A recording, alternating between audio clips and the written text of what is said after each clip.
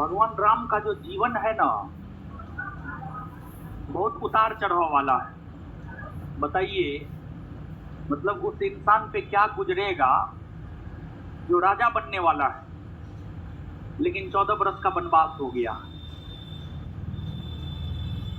और जब वनवास हुआ तो फिर वनवास के दौरान ही मां सीता का हरण हुआ। और फिर वनवास वाले स्थिति में उस समय के सबसे शक्तिशाली राजा, उस समय के सबसे विद्वान राजा, सबसे धनवान राजा से भगवान राम को लड़ाई लड़ना था, युद्ध लड़ना था।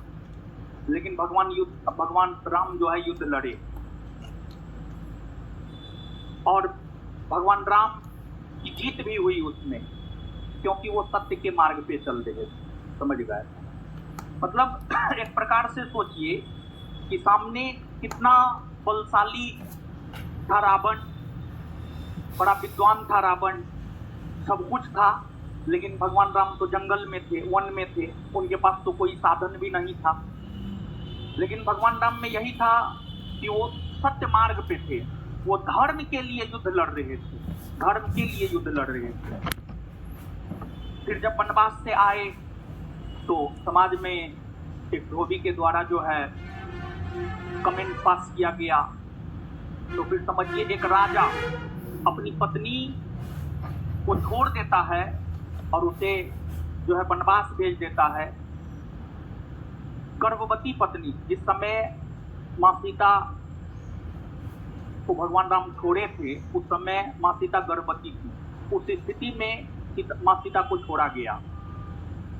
और फिर कितना कष्ट में जीवन रहा होगा कि मतलब आप सोच करके देखिए, आप इमेजिन करके देखिए कि भगवान राम राजा है, लेकिन अपने पुत्र से नहीं मिल पा रहे हैं। मतलब मां सीता वनवास में थी तो पुत्र भी तो दोनों वनवास में ही था, लव कुश।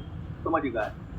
तो वो समझने मतलब ये है कि कितना ज्यादा कठिनाइयों का सामना करना पड़ा, और यूं ही कोई राम नहीं बन जाता है, और यूं ही कोई महात्मा गांधी नहीं बन जाता है। समझे? तो एक चीज हम आपको बता रहे हैं, कुल मिलाकर के ये जो बात हम आपको बताए हैं, मतलब जैसे गांधी जी ही है या भगवान राम ही है, मतलब जितना गांधी जी को सताया गया, गांधी जी उतने स्ट्रांग बन करके उभरे। भगवान राम को अपने जीवन में जितना ज्यादा कष्टों का सामना करना पड़ा, भगवान राम उतने ही अधिक धैर्यवान बने, उतने ही और बेहतर बने, उतने ही और अच्छे राजा बनकर उभरे।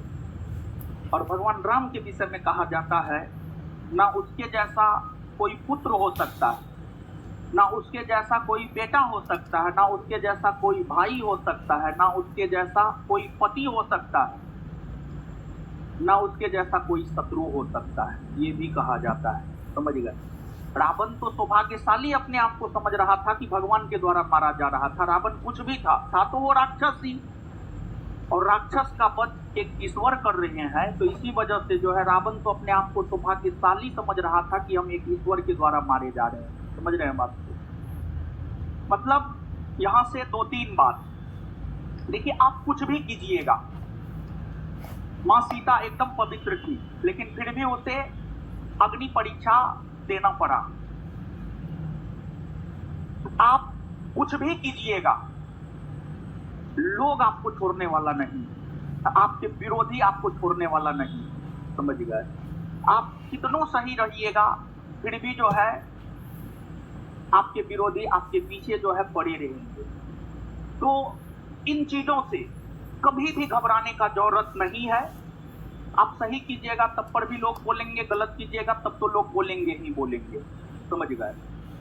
तो कभी भी अपनी आलोचना से जो है और अपने विरोध से जो है लोगों को घबराना नहीं चाहिए।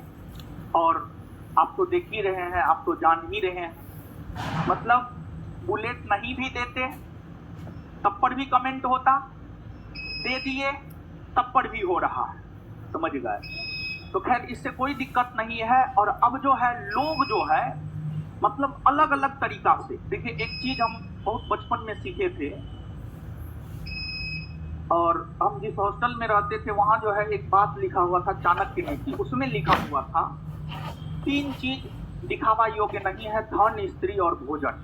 समझ गए, धन, स्त्री और भोजन, 3 चीज दिखावा योग्य नहीं है। तो ये सब चीज समझते तो हैं ही, ऐसा नहीं है कि नहीं समझते हैं, समझते तो हर चीज है, समझिए। तो मतलब जो डिस्ट्रीब्यूट किया गया है, मतलब लोगों को जब लग रहा है कि पता नहीं कितना कमाता है, क्या करता है, क्या नहीं करता है, लेकिन हम आपको सच्चाई बता रहे हैं। हम जितना कमाते हैं ना उसका अधिकतर हिस्सा जो है खर्च करते हैं, और एक सामान्य जीवन जीने के लिए जो चाहिए होता है ना, और एक आध को थोड़ा बहुत शौक है, बस उसको कभी काल पूरा कर लेते हैं, और तो कुछ है नहीं, समझे।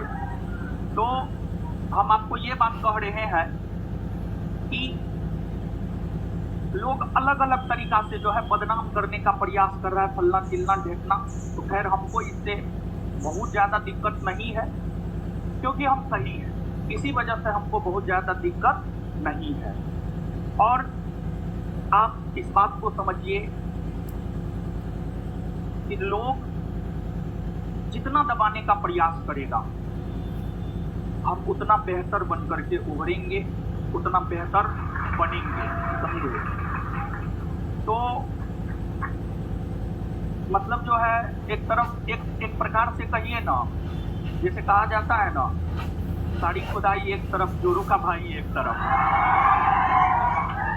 कहा जाता है ना। वैसे ही पटना में अभी हो गया है। पटना में अभी क्या, मतलब ये चीज हम 2446 से ही झेल रहे हैं। 2446 में जब पहली बार 100+ रिजल्ट हुआ था संस्थान का, तभी से ही ये सब चीज हम झेल रहे हैं। सब लोग एक तरफ, ध्यान बिंदु एक तरफ, समझ गए। तो खैर ठीक है, जो है सो अच्छा है। और अभी जो है लोग जो है, आपको जानकर आश्चर्य होगा कि जानबूझ करके डराने के लिए, हमको डराने के लिए, जानबूझ करके हमको डराने के लिए, मतलब वकील सब से वीडियो बनवा रहा है। अच्छे वकील को फुर्सत नहीं है कि वो इन सभी छोटे चीजों को देखे।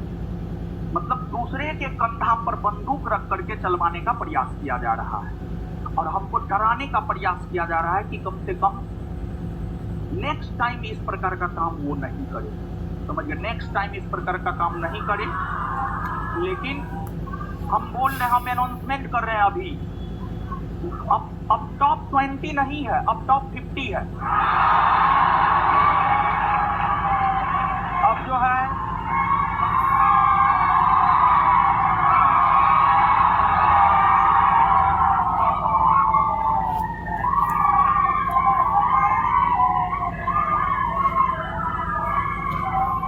हो गया।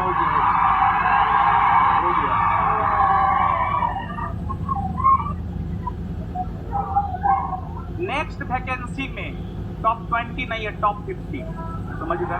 टॉप 50 में जो लोग आएंगे उसको देंगे, ठीक है। और एक बात हम आपको बता रहे हैं, लोगों को लगता है, लोग जो भी हमारे बारे में सोचे, हमको कोई फर्क नहीं पड़ता है। लेकिन एक बात जानिए आप, जितना भी गुंडा है, गुंडा समझते हैं, गुंडा समझते हैं, हाँ। जितना भी गुंडा है, एक तो सबसे पहले उसके गुंडा बनने के पीछे कोई ना कोई रीजन जरूर होता है, समझ गए। एक तो उसका जीवनी जब आप पढ़िएगा ना, तो शुरू में बहुत सामान्य होता है वो, लेकिन कुछ चीज उसको ऐसा हर्ट कर जाता है, गुंडा बनता है तो पूरे देश को हिला देता है, समझ रहे। पढ़ा लिखा लोग अगर गैंगस्टर बन जाए, लॉरेंस बिश्नोई के बारे में आप जानते हैं, LLB किया हुआ है, LLB किया हुआ है, LLB, समझ गए।